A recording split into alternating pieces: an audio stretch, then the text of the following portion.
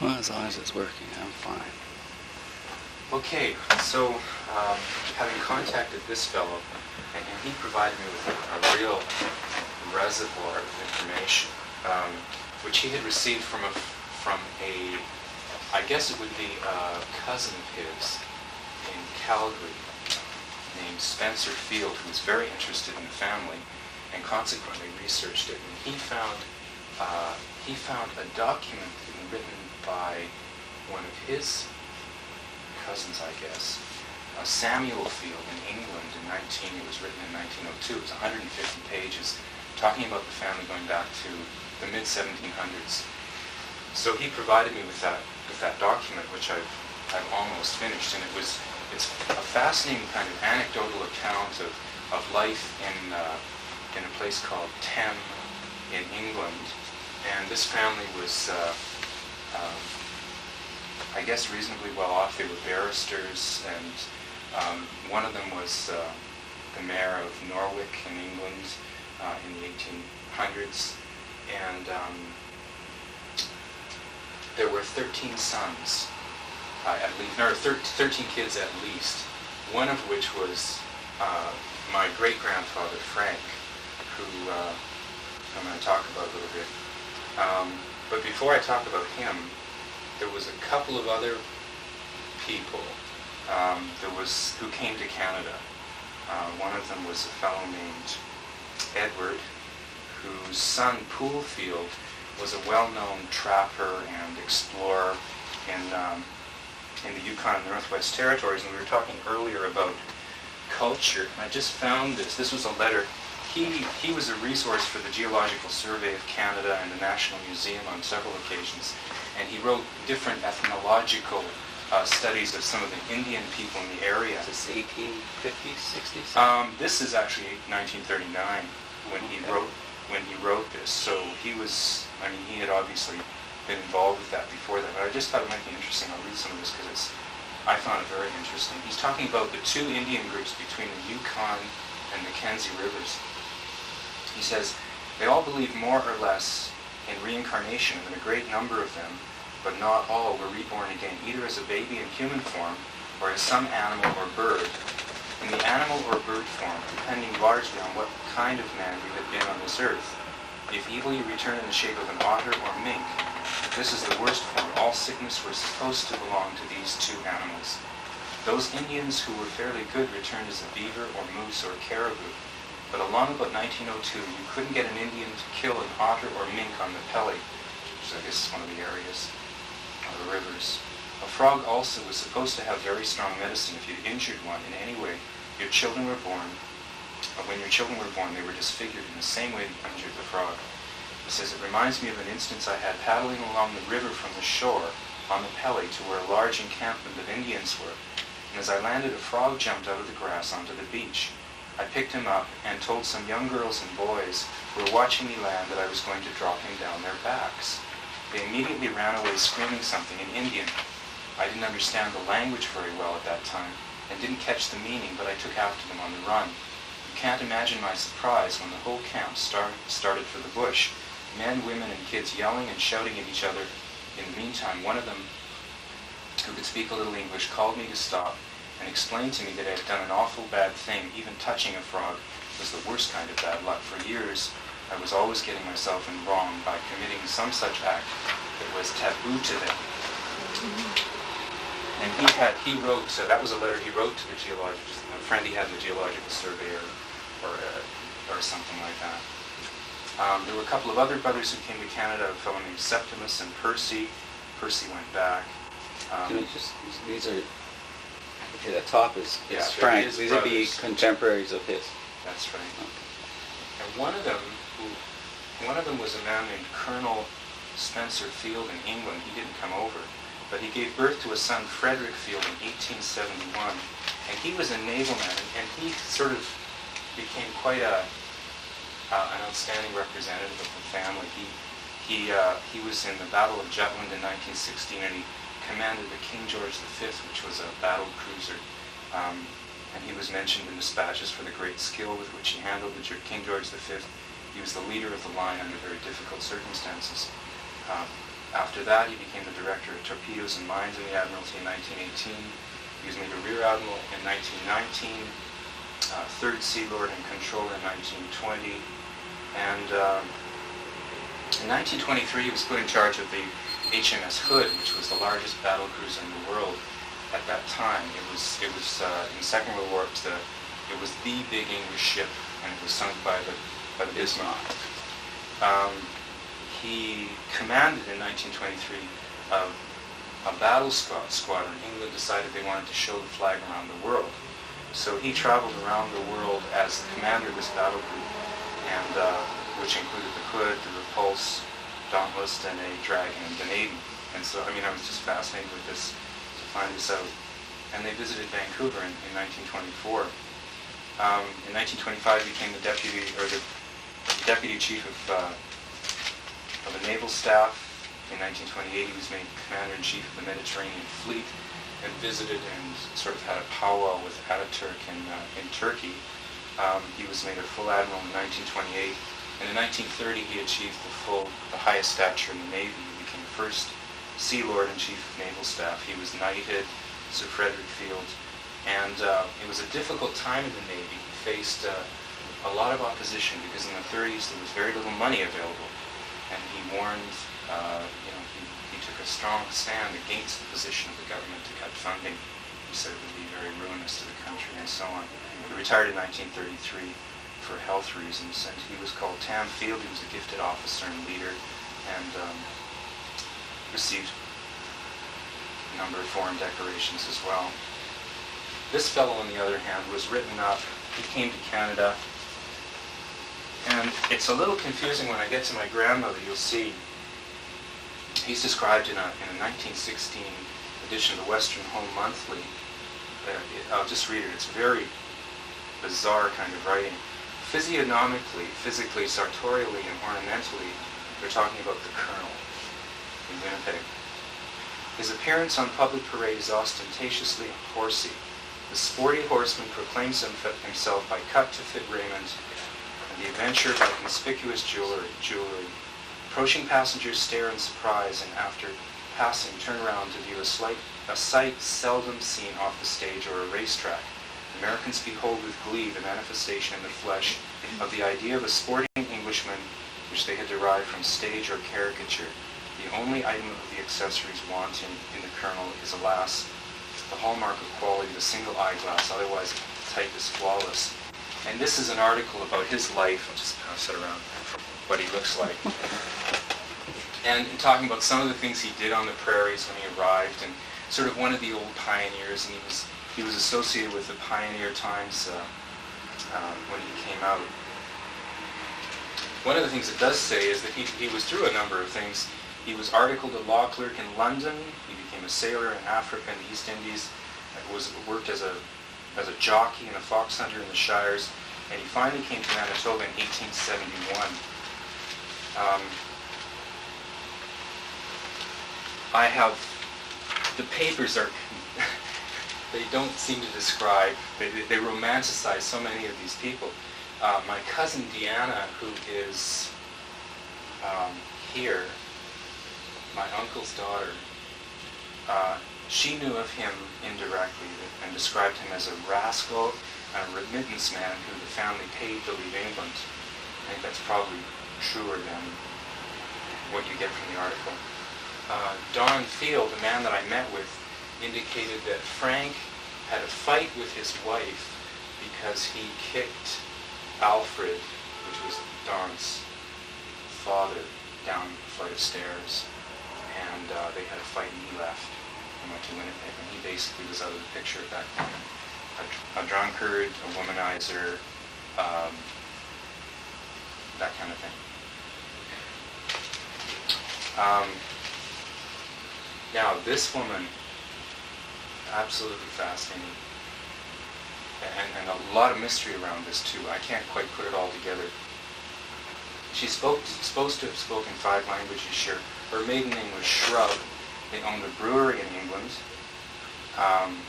She was involved in a family of 8 daughters and 2 sons. She was married in 1872 in Oxfordshire, England. She moved to Portage-la-Prairie in the same year. Then she went back to England in 1876. And my grandfather was born in 1879. What happened was that her sister Mary served as a nurse in the Crimean or the Franco-Prussian War, and the Empress Frederick of Germany commended her for her splendid work, gave her a position caring for the jewels and the correspondence. She got married eventually, and her sister Nellie took her place. She in turn was married and was actually given away by the Empress Frederick, and my great-grandmother then was brought on the scene. And she served as governess to 3 of the Grand Dukes of Russia in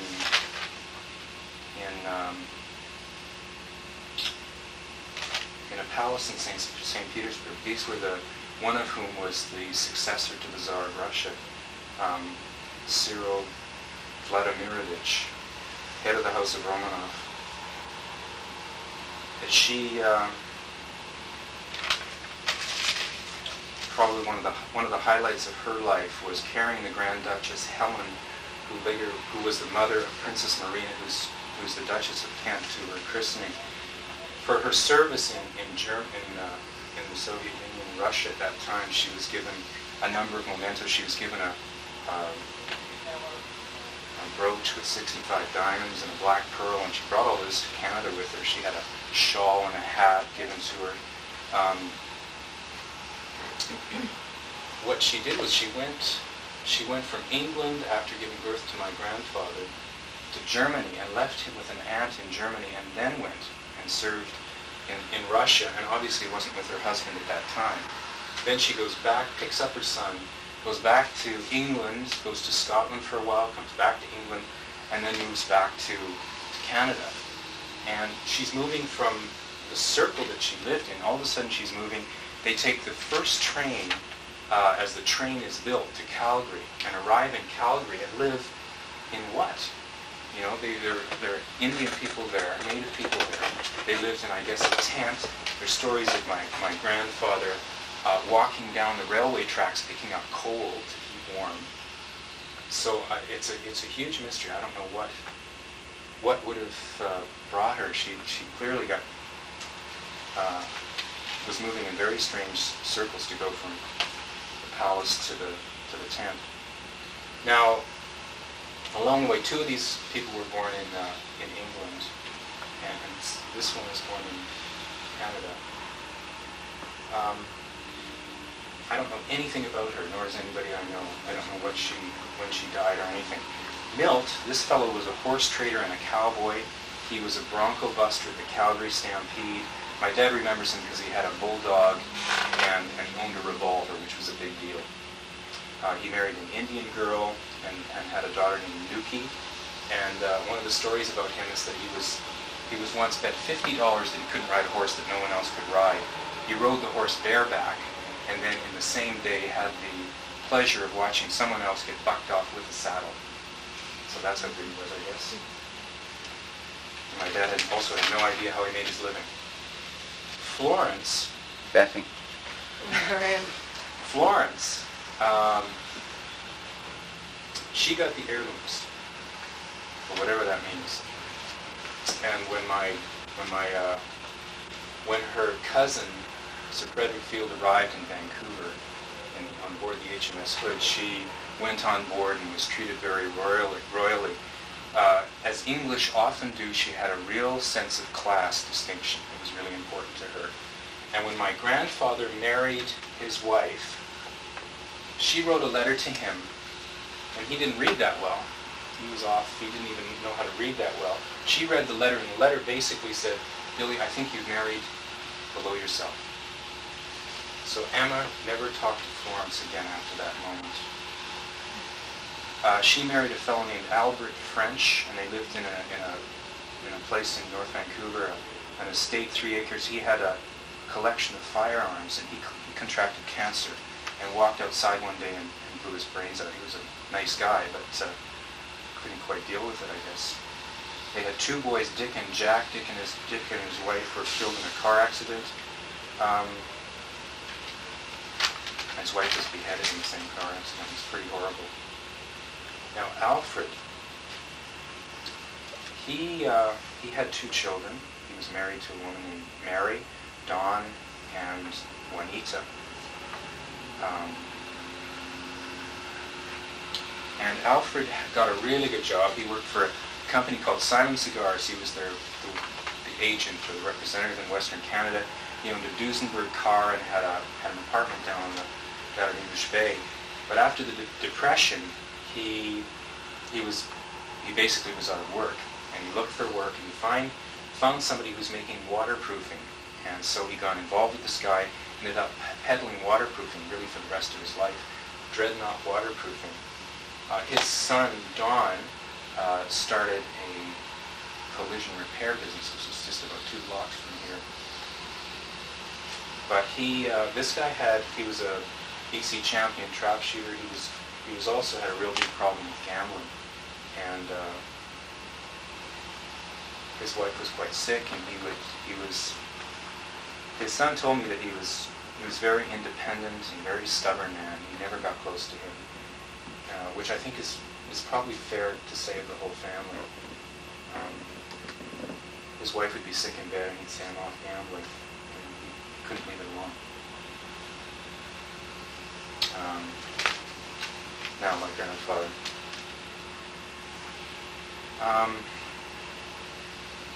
Stories about him, and there's stuff written in the newspaper. This is him. This is the way if you ever met my grandfather, this is the only way you'd ever see him.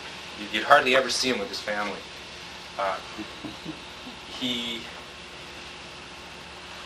He was a racehorse man through and through. From an early age, he used to ride with his brother Milt. They used to ride bareback with the Indians on the Bow River and bet on who could win, and they'd win. He was a jockey at an early age, about 65 or 70 pounds, and worked for a man named Oregon George, who was well known at that time, and rode a horse called All Smoke, which was a good horse. They won 51 or 52 races. He beat the Australian champion. And he was a great storyteller, always telling stories. He used to sleep right in the paddock with the horse, or right in the stall with the horse. But again, like his father who left, he was never there for his wife. He was never at home. He loved his horses more than he loved anything else. He's the one on the left pictured. He learned to speak Blackfoot and Chinook, and traded horses with the Indians. He used to buy horses from the Indians and trade them to the Doukhobors in Saskatchewan. And he had a friend of his, somebody that was working for him, called Dyson. At one point, he had property and livery stables in and around Calgary to quite a sizable amount of property. But this fellow Dyson, who he made deals just on a handshake, agreed to take all these horses to Saskatchewan for him. He bought all these horses and he took them to Saskatchewan, and then just took off with the money, never saw again. And it ruined my grandfather. He lost everything. The house that his family was living in, there was some money that was owing on it, like $500. He couldn't pay it. They lost the house. Unfortunately, her grandmother died at the same time, and they moved in there. Otherwise, they wouldn't have had any place to live.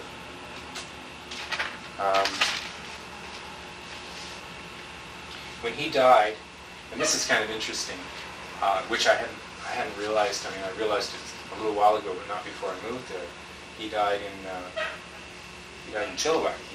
He moved out to Chilliwack and loved Chilliwack, and here I am working in Chilliwack. My father's remembrance of him was that he was embarrassed by this man. He felt that he was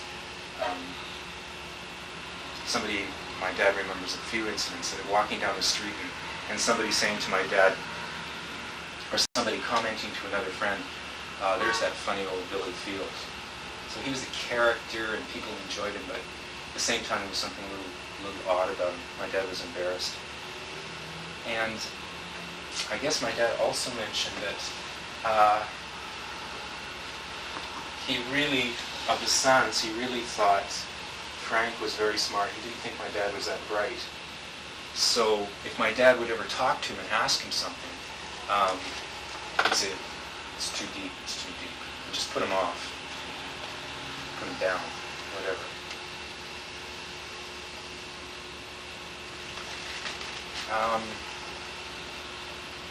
The other thing my dad remembered about him was, it's funny the things that he remembers. He doesn't remember very much. And it was like he had never really connected up with the idea that he really didn't have a father. But he remembers when my grandfather would come home periodically. Now, he wasn't just in Calgary. He was traveling all through the States and even into Mexico, you know, working and training horses and owning and training horses. And he would come home, and my dad would come up to him and try to bug a nickel for some candy or something. And he would say, "Easy boy, easy, easy boy." And I could tell, you know, whatever those comments were, they really affected him. They really hurt. On this side, these people were from Norway, and they stopped off briefly, I think, in North Dakota, where maybe not, I don't think so. Anyway, they came to Calgary, and my dad remembers her because in 1928 he was over at her house, and she pulled a chicken out of the stove and spilled grease on her leg, burned her leg. And the way things were, it's hard to imagine now.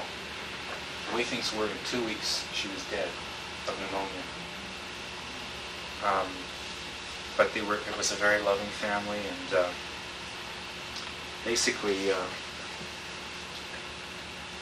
this fellow was good to my father and quite close. He was handicapped too. He used to take my dad fishing.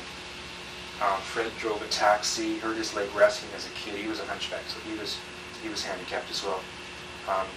Willie died. Willie, this could have been that guy. This was the Fred of my dad's. Willie was gassed in the First World War and died there. Hartwig was a saddle maker. These two guys were termed rounders. You know what that means? Rounders? Rounders. You know what that means? Yeah.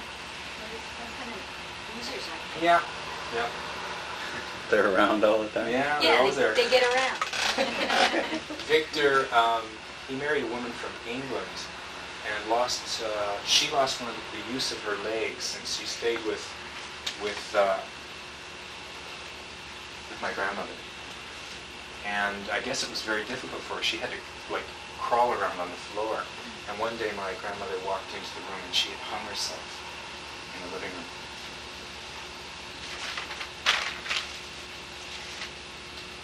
And Helga's the only one I knew or met. And Helga, just called her Auntie. She moved to Vancouver. She was a real business lady, and she started off selling bathing suits in English Bay, or renting bathing suits in English Bay, and ended up buying property and managing houses and so on in English Bay. Very strong-willed woman. She married a man named Angus Mackenzie, who was a good friend of the family. I knew him well. He fought in the First World War in Russia. I think it was the second one. And Emma Natilda, this is my dad's mom. You don't get much about her. A very simple person, homebody. There's a lot of card games going on at home. Now, as far as the kids go, Harry, he left home at 15. He moved to High River, Alberta, trained horses in Calgary. He married a waitress named Nellie. And he used to tease my dad something terrible. My dad said they were quite different in age. You know, I don't have his birthday. I don't know where it is. But my dad would promise my dad something and then not give it to him, and not that he teased him by calling him names or something, but just by getting him going. He got in trouble with the Racing Commission in Canada and was set down, which means that he was banned from racing. He's not allowed to race.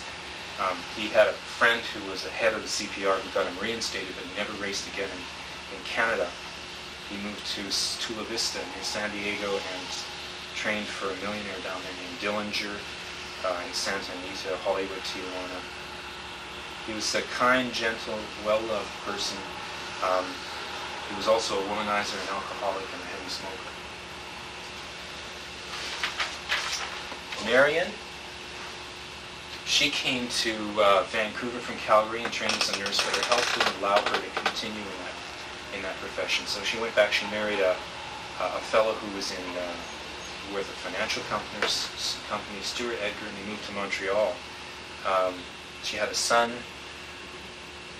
Bob, who married somebody from Boston and went to California. He's now a professor of genetics somewhere in California. We lost contact with him.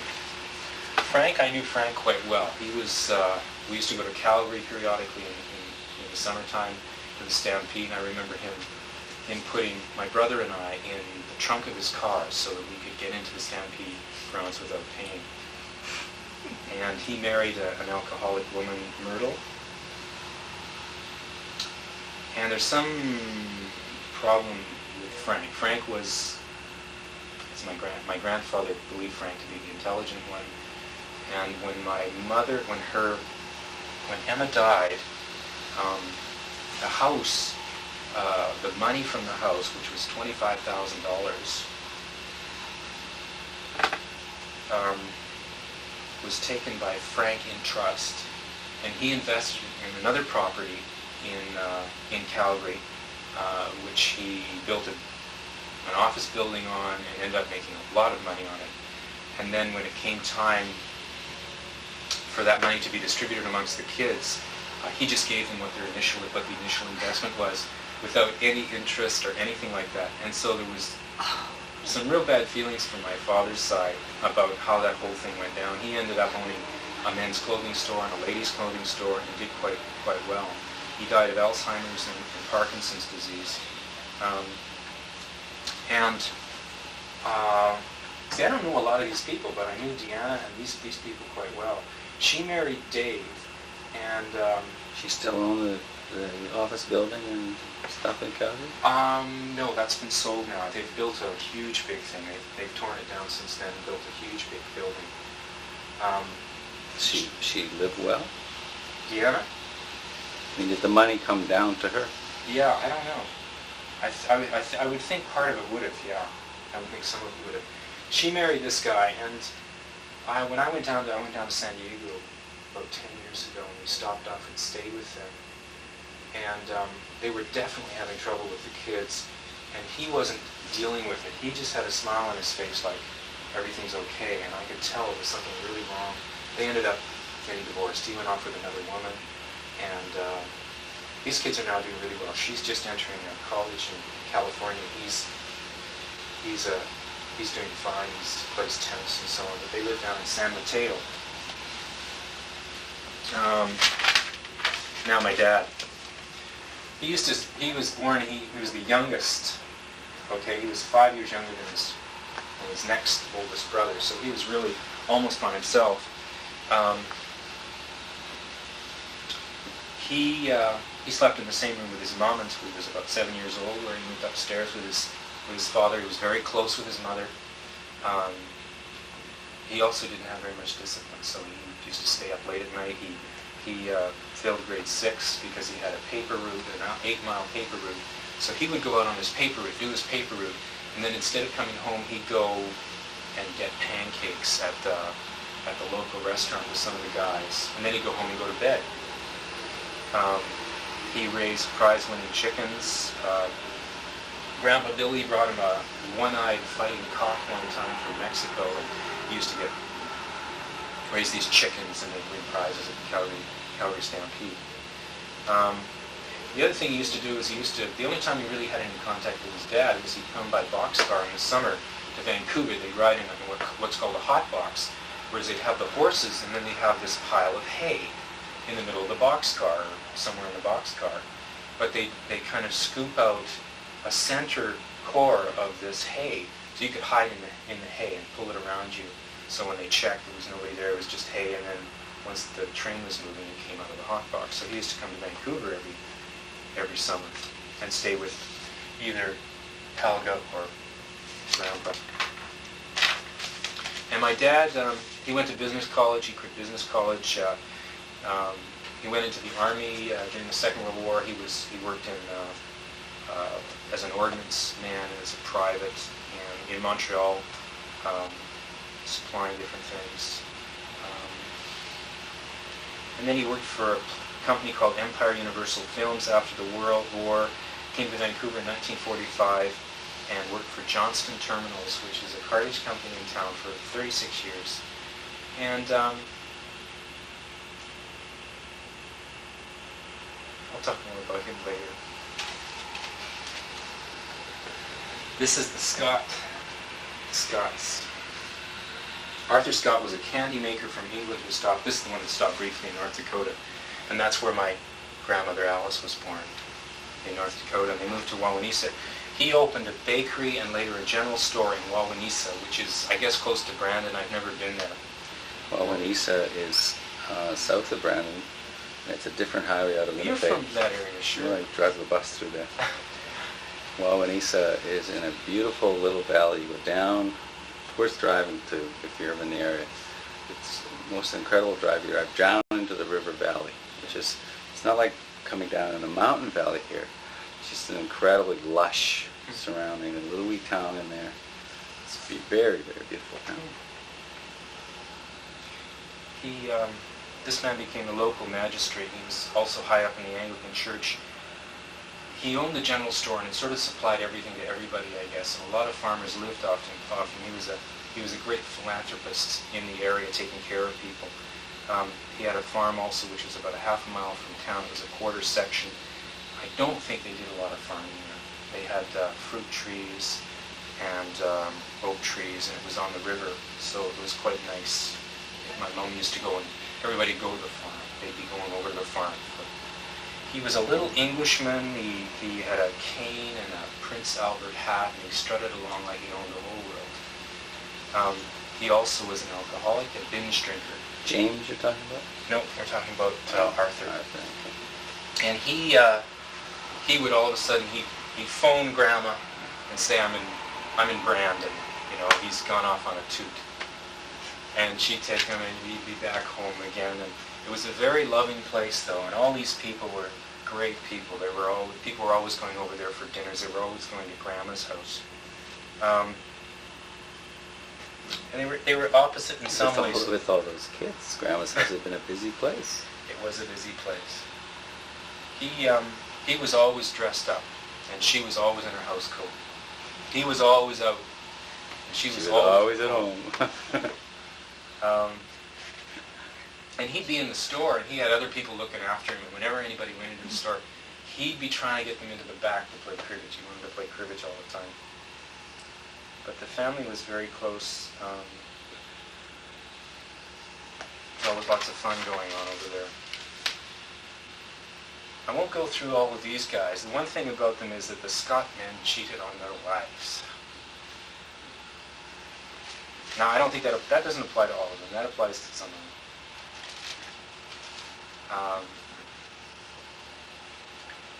My grandmother, she looked very much like my mom, who died. Quite beautiful. Oh, this, by the way, is my dad's the baby. This is Calgary, okay, with... Sorry, I forgot to pass it around. My dad's the baby, so that doesn't show you much, but it's something. Let me just show these. My dad's the one on the left here, on the right. And there he is as a soldier.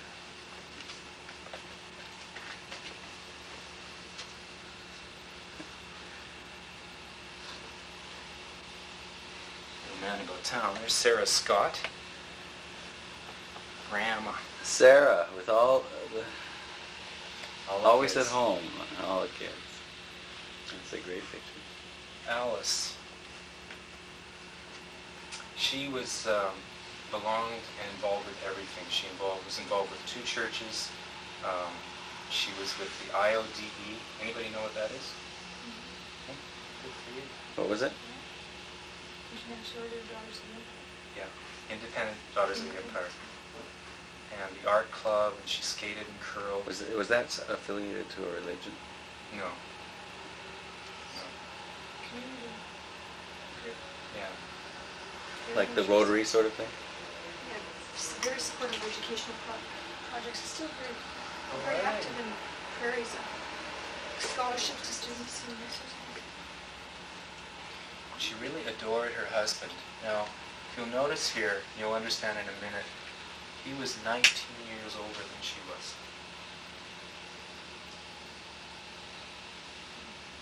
So she was, my aunt was telling me, she didn't realize till later. I don't think anybody in this family really realized what this woman's life was like until some years after she was gone. But she married this man, and however lovely he was, she never had a real love life with him.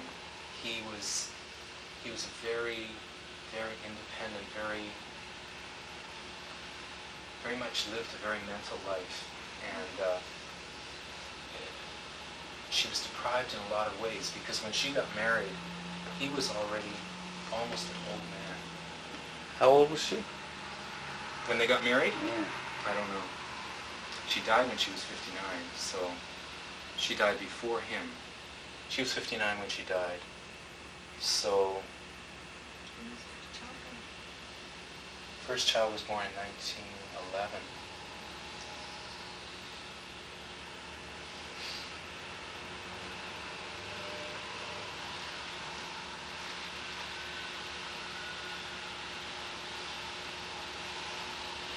She died of Alzheimer's disease. My mom remembers that 22. She was 22 when the first child was born. So 22, so he was 31. It's not that old, really. No, he would be more than 31. He'd be Yeah. 40. Oh, 40, yeah, 40. 40. Quite a young man, I would say. Yeah, 40 is quite young, isn't it? Tell me.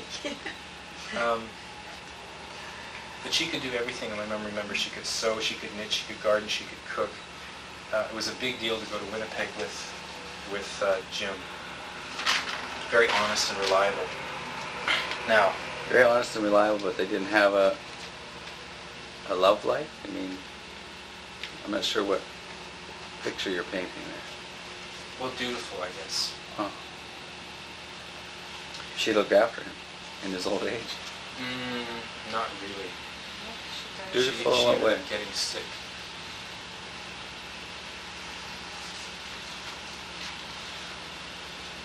Thomas Fraser. And I'd love to find out more about this family. This is the side that is really quite interesting right now. He moved from New Glasgow, Nova Scotia, and he retired at the age of 45. He was a lumberman, and From Nova Scotia to Toronto, Wawanesa? sorry, to Toronto. Edward Fraser, I'll deal with him in a minute. Edward Fraser was a broker in the firm Fraser Dingman, and it's reputed that he made $10 million by the time he was 21 years old. Then he lost it all, he went broke, he made it all back, and he died in his late 20s of ptomaine poisoning from eating tainted oysters in Toronto. His daughter got a lot of the money, and she ended up dying an alcoholic. His wife moved to the southern states, remarried, and lived down there. Jack took over, I think I got these reversed. Jack took over the firm from Edward, and he ended up as president of the Toronto Stock Exchange for quite a number of years. He also made a great deal of money.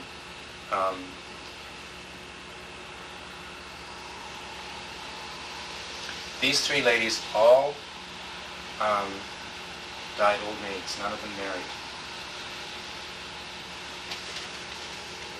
And now this one, my grandfather. He graduated from Upper Canada College. He went to Dalhousie and graduated in law from Dalhousie. He was Just to interrupt. Thomas up higher. What was his career, etc.? Did you say? Lumber. So he was like an owner, a trader, or something like that. Something I don't even know. Successful though, if he had his boy Successful. gone to Upper Canada College. Well, yeah, and he retired at 45. So Jim went to Dalhousie and graduated in law. He was quarterback of the football team, He never practiced law. And after, I don't know how long he was around, because there's not a lot of information, but his mother asked him to leave because he was an alcoholic. He was a lone drinker. He drank by himself. So he traveled in the U.S. He said he hit every bar between Toronto and wherever. And, Wauwanisa? yeah, probably. And he was on his way to Vancouver, and he just thought, I'm not going any further. And he got off the train, and it was Wauwanisa. Okay. And he got off the train, and he bought a farm with Edward's money. He'd spent all his money. Bought a farm and went in and started milking cows. Well, this is a man who had never shined his own shoes. He started milking cows. He ruined his hands, first of all. And he got ulcers really badly. And the doctor told him that he was going to die if he kept drinking. He never took another drink. I don't know what happened. But he never touched alcohol again, and he would never allow alcohol in the house. He, shortly thereafter, he married Alice. And was a very responsible kind of person thereafter. He wasn't a social person, but he was very hardworking mentally. He was the county clerk. He was the secretary of the agricultural fair. He was an insurance agent. He became the clerk of the municipality, and he became vice president of Wauwanisa Mutual Insurance Company, which was the first mutual insurance company in Canada. And they wanted him to become the big cheese, but he didn't want to do that. He didn't want to really work for anybody else too much. But he was considered at that time Mr. Wauwanisa.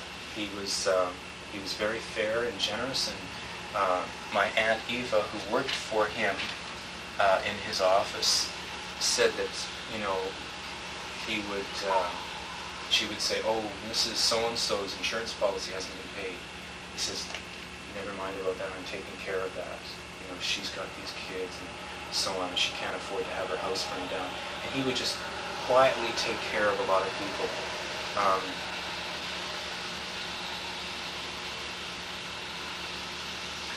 He had a great sense of humor. He used to joke that he always had the best looking girls because he was so homely they loved the contrast.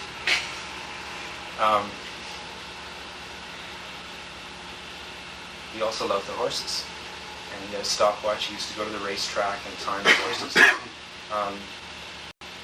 Every couple of years after he sort of turned things around, every couple of years he'd go back to Toronto for a visit and connect up with his family, and sometimes they would come out to Wauwanisa.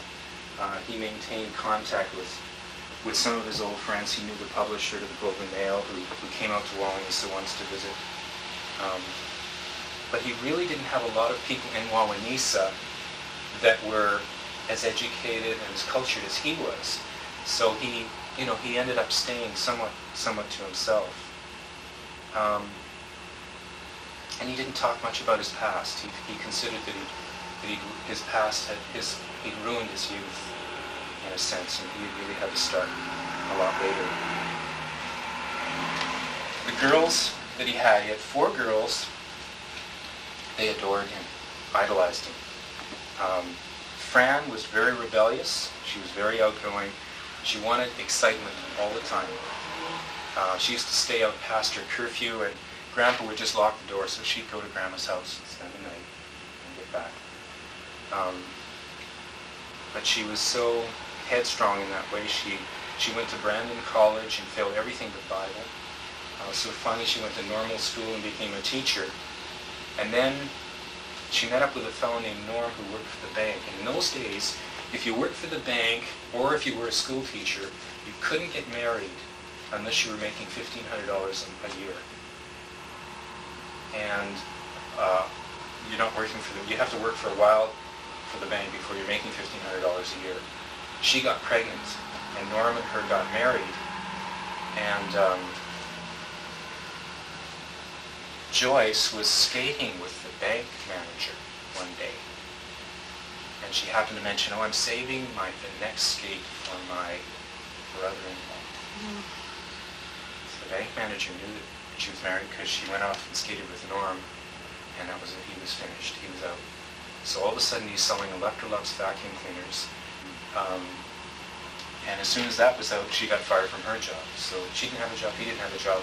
And it was scandalous in those days to have a baby out of wedlock. Or I guess that was, no, that must have been after. Anyway, what happened was it was scandalous in those days for somebody to have a baby out of wedlock. And so what happened was Fran left and went to another province to have a baby. And Eva In was those days. Eva was working with her dad, and every time he went to say something to Eva, he'd call her Fran. And she said, "What?" She asked him finally what was going on. He said, "I can't stand it. Damn what this town thinks that girl's coming home." And she came home and had the baby in Mona Lisa, Barry.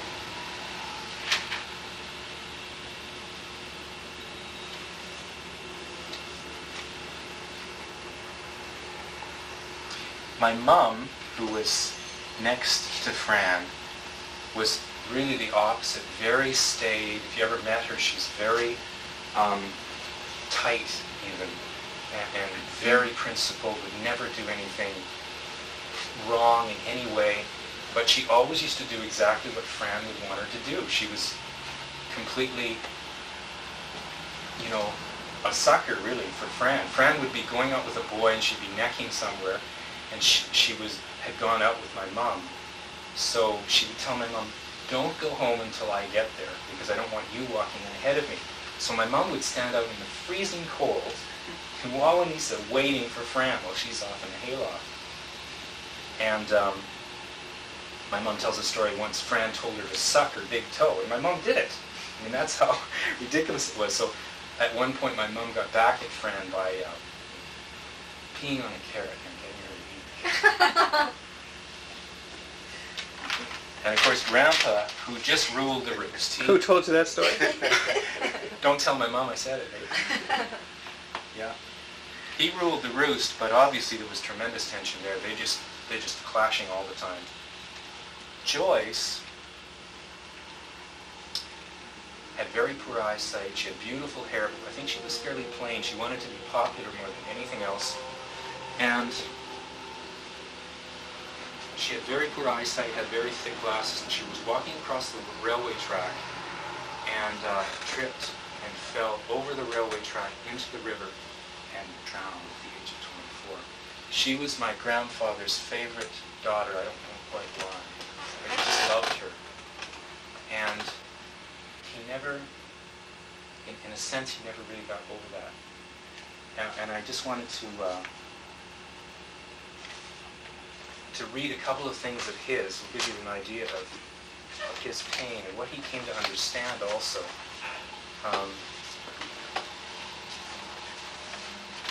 He kept a kind of a journal later on. I don't have a date for the first one. Life is a narrow veil between the cold and barren peaks of two eternities. We strive in vain to look beyond the heights. We cry aloud, and the only answer is the echo of our wailing cry. From the voiceless life of the unreplying dead there comes no word, but in the night of death hope sees a star, and listening, love can hear a song of hope. I find myself between the deep desire for eternal rest and the invisible thing called conscience. I know I must live just as long as I am of any help at all to my family. The girls would miss not having me at home to come to, even if I am no company for anyone, old or young. Come quickly, give little warning, choose thine own time, say not good night. In some fair clime, bid me good morning. This is May 1st, 1942, so it's 2 years after the death of Joyce. And when was the first one that you sorry? Don't have a date for that one. Miserable, cold, wet day. He used to visit her grave whenever the weather permitted, every day, before going to work. Miserable, cold, wet day. Can't visit Joyce on the hill. Can only bear to go there in early morning on bright, still sunny mornings. It does not seem so bad to leave her on such days. In my acute loneliness, in learning the depth of the deep good things that only prove their meaning when happiness takes wings. They are not dead who live in hearts they leave behind. As long as we remember them, they live. Your spirit is here with me today, as always, reminding me that I am here for a short time only to do some good if there is any goodness in me. Good night, dear Joyce. 1943, a year later. Dear Joyce, I'm 73 years old today.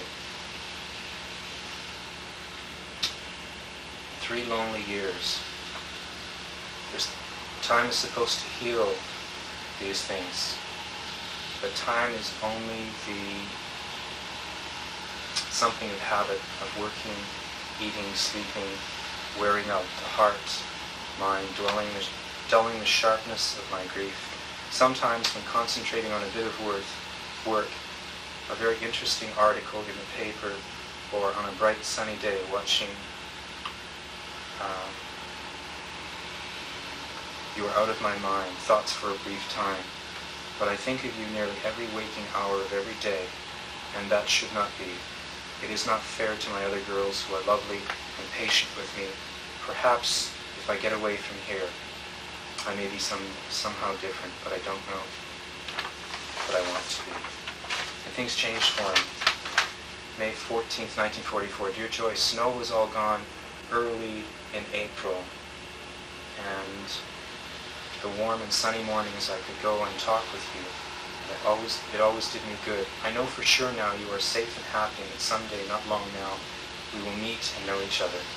You were often very close to me all winter, especially at the beautiful church services, and I know you had to be taken from me to save my soul. In my acute loneliness, I learned the deep good things, and so on. And in later reflections, after 6 years, I discovered that the only way to forget is to suffer the pain of remembering. Then a normal way of life may possibly be resumed. Suffering passes away. To have suffered abides forever. Loneliness is a powerful thing. It sharpens the perceptions. I have thought so much about my girls lately, and I am sure I understand them better than ever before. A real blow made me see a lot of things I would never have seen otherwise. So, I feel really close to this man. I knew him up until the age of 6, and he had a very deep inner life. He didn't have a lot of needs outside himself. He was a very interior kind of person. My mom, her nickname was Goo, because Fran, when she was really young, couldn't say Agnes, so she said Goo, and everybody called her Goo in Wawanesa. My mom was the most beautiful of the sisters, and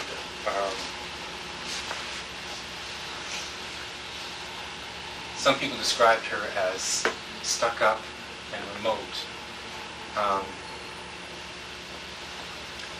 And Eva, my aunt who lives in Vancouver, just said that her dad once talked about her as having an unfortunate manner. That she was very opinionated and would brook no opposition, and does not take criticism well.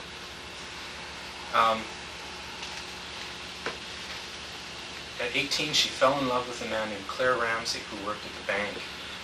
It was love at first sight. He was a gentleman and a good dancer, according to her. Made $1,500. Probably not. They went together for 4 years, and finally he left the bank and was transferred to Brandon. And Mom was in love. She was totally in love. The world was perfect. She had a job she loved. She had friends that she loved. She was deeply in love with this man. And one day, after 4 years, she got a letter from him, which basically said, "I think we should be friends." A Dear John letter. Well, my aunt was there when she received the letter, and my mom passed out. She just fainted right on the floor. And I'd asked her about what that was like, and she said that she decided that no one was ever going to hurt her again.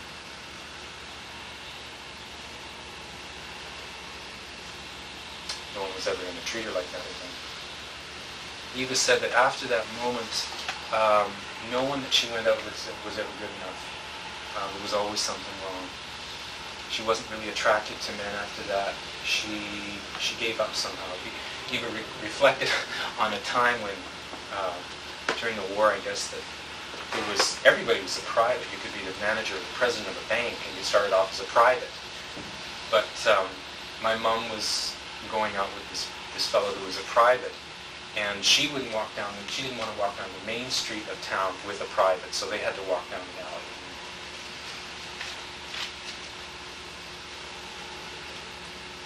My mom worked for the Mutual and became a teacher at 19, and while Wanisa worked for 6 years in Capital City. Then she moved to Vancouver with my Auntie Eva. She worked for BC Electric for 6 weeks, then Burns Meatpacking, BC Lumberland, and so on. And finally she got married to my dad. And then you come down to, well, I guess Eva, So you're gonna do your mom and dad meeting and all that yeah, later? a little bit.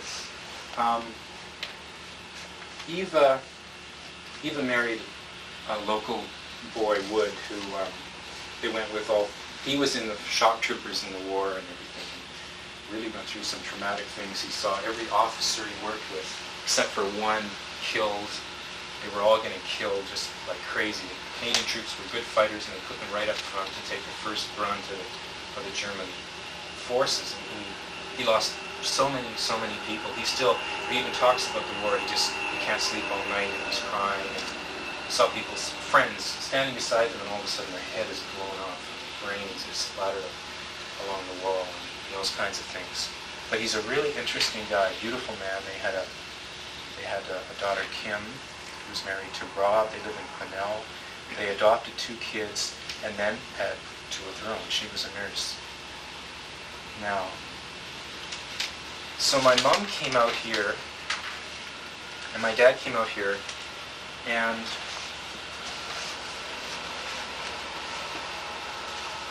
funny thing, my mom is they're very, very different people.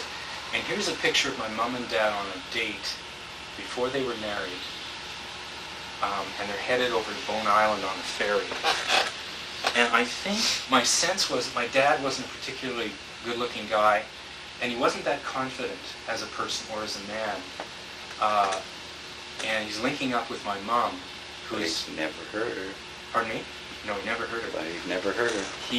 But she was really a very beautiful woman. And he was quite anxious to marry her. His mother was very anxious that he marry her. And she was getting on in years. I think she was in her 30s or something. That was 1945, so that would make her what? That was after that. 47. 34. Okay, 34. So that is getting on in those days, especially for getting married. And my dad said, I want a decision by Saturday. And so she agreed to marry him. She married him. And I guess my mom has been the dominant force in that family. She makes all the decisions. That's interesting. I mean, you think of proposing marriage. I don't know what day it was he proposed, but giving her till Saturday is kind of like not your usual the picture of proposing marriage, and it's kind of like he had the maybe he knew your mom enough to give her time to sort that out, or maybe at some level he knew how skittish she was about the whole thing, and didn't want to force her into it, but needed an answer. He was, my mom was has always been